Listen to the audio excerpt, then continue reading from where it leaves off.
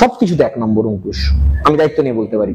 অঙ্কুশ দা কি মির্জার পর সুপারস্টার হতে পারবে? কারণ যে অ্যাটিটিউড, যে সোয়াগ দেখিয়েছে এই মুহূর্তে দাঁড়িয়ে, বাংলায় দাঁড়িয়ে আমি দেবদা জিদ্দাকে আলোচনায় সরিয়ে রাখছি, কারণ ওদের টাচ না করাই ভালো।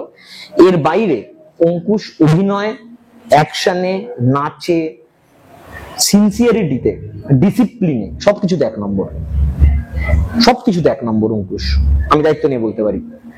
মানে ও যেরকম নাচে সবাই জানো, অ্যাকশন মির্জায় দেখেছো, মন খারাপ আসলে মন খারাপ ও কি কাজ করেছে দেখবে, মানে তুমি মেলাতে পারবে না এই মির্জা এই নির্বাণ সেন। তো আমি তো ওর সাথে কাজ করেছি, শুধু আমার বন্ধু হয়, তো ও খুব ভালো। আমার মনে হয় ও আরো ভালো ভালো স্ক্রিপ্ট বাছাও উচিত, পাওয়াও উচিত, এবং ওকে নিয়ে সব রকম কাজ করা যায়। ওকে তুমি ইজিলি চাইলে একখানা ওই রোল চাউয়ের দোকানের করে দিলে, ওকে চাইলে অ্যাকশন হিরো করে দিলে, ওকে চাইলে ডান্সিং সুপারস্টার করে দিলে, ওকে ইজিলি মোল্ড করা যায়, ইজিলি মোল্ড করা যায়। এটা অঙ্কুশের খুব বড় এতে।